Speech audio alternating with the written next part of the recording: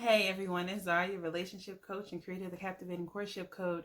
So I wanted to talk to you guys about some things that some of my clients have been tripped up with in the past, and also just a recap about what I discussed yesterday. So yesterday we talked about the Captivating Courtship Code and why you need to learn it so that you can finally break those sabotaging courtship and relationship patterns and start pulling up on the right man for you, right?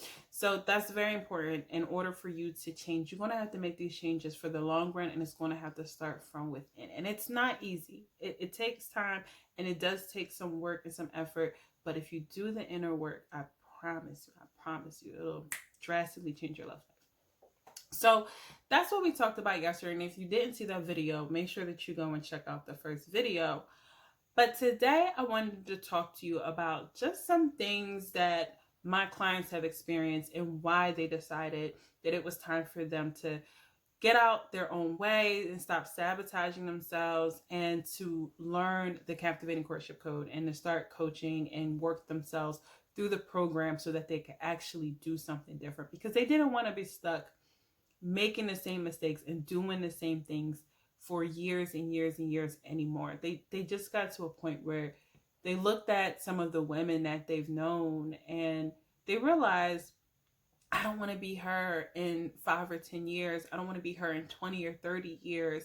And we all know women that seem to be doing the same things in their 40s and their 50s and their 60s when it comes to relationships and men that they've been doing since they were in their teens and 20s. So at some point in time, you have to make a different decision. And that's exactly what these women did. So first, I'm going to tell you about my client, Julie. And Julie, beautiful woman, beautiful soul, but she found herself in a very whirlwind romance. And if you've ever been caught up in anything like that, I know I have, right, in the past. But if you ever been caught up in anything like that, it's really hard for you to be able to step away.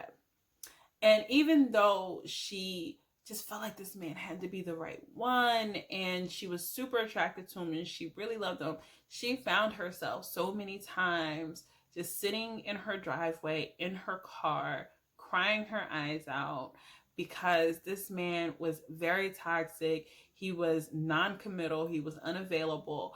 And even though she knew that, and she knew that he probably wasn't going to step up for her, she had almost like a love addiction to him that was very hard to break.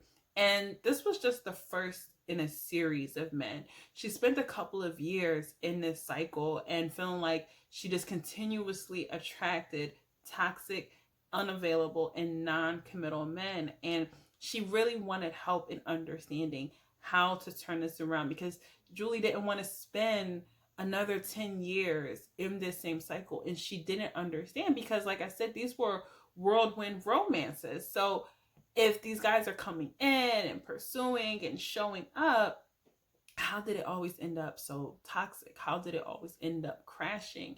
And she didn't understand how to identify the right men for her and how to identify men who were being genuine and authentic and that would really see her value.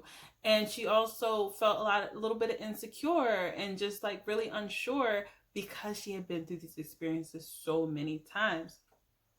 Then I had another client who, what she would do is she would spend months, years actually, really attached to non-committal men, right? And even though she felt as though these men probably were never going to commit, she had lots of red flags, lots of signs, she would attach herself for years to these men, hoping and waiting that maybe they would turn around, even though she had all the flags.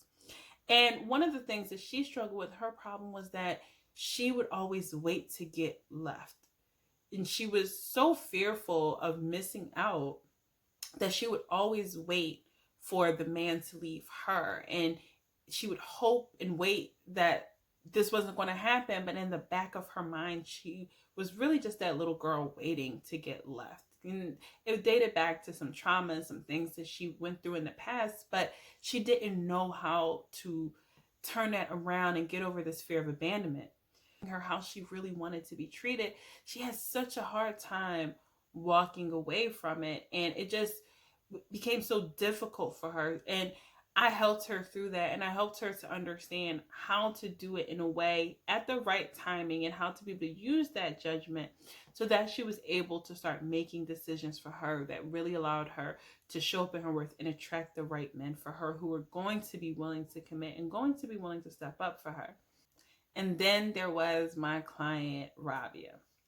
And Rabia suffered from a deep issue when it came to getting ghosted and getting rejected. She had a lot of fear of rejection, and she found herself getting ghosted by men very often. It just, the conversations weren't making it past maybe about 3 to 5 conversations, or just a couple of weeks of getting to know each other. And she didn't understand why she wasn't able to make it past this threshold. And she developed this mindset and this belief system that this is just what men are doing. Men are just ghosting. Men are just disappearing. But that's not true. And so she had to learn some things that she was doing differently, and how she was pursuing the wrong men for her, and how that was all playing into it. But Rabia actually, I'm not going to say that she was the total blame for it, because ghosting is just rude. It's just something that shouldn't be done, and it's very insensitive. However, I will say that there were things that she was doing that probably could have allowed her to build better connections. And she also didn't understand who were the right men for her. So she was kind of just selling herself to any man that would give her attention, or any man that would show up. So she didn't understand how to start connecting with a man in a way that's going to be authentic, in a way that was going to allow her to break free of this ghosting and rejection pattern, so she could start feeling just valued and desired and beautiful, and like the queen that she really was. Now, when women are coming to me, they're in a place where they're really frustrated, and I understand, because I have been there before. Okay, I'm not perfect. I have been there before. But these women are in a place where they're losing sleep, because they're wondering if they're ever going to meet the love of their life, or if they're ever going to get married. And they're really frustrated about that. They are really concerned that they'll never be able to start the families that they desire, or they might not ever be able to have that type of travel bay or that home life that they've always dreamed of. And that's understandable, because what woman doesn't want that, right? But they also understood that their negative thoughts and their behaviors, and losing themselves in their relationships, and losing themselves in the courtship, where they were betraying themselves often, and not showing up how they really wanted to show up, so that they could be highly desired and pursued and loved and adored by the types of men that they wanted. So tomorrow I'm going to talk to you guys more about the wounded passion patterns. And if you are ready to break yours, or if you're ready to understand how to start implementing the Captivating Courtship Code, then go ahead and send me a DM or a message, or you can go ahead and join the Captivating Courtship Code Facebook group. It's for women only. And go ahead and post your questions, post your comments, and I would love to connect with you in that group.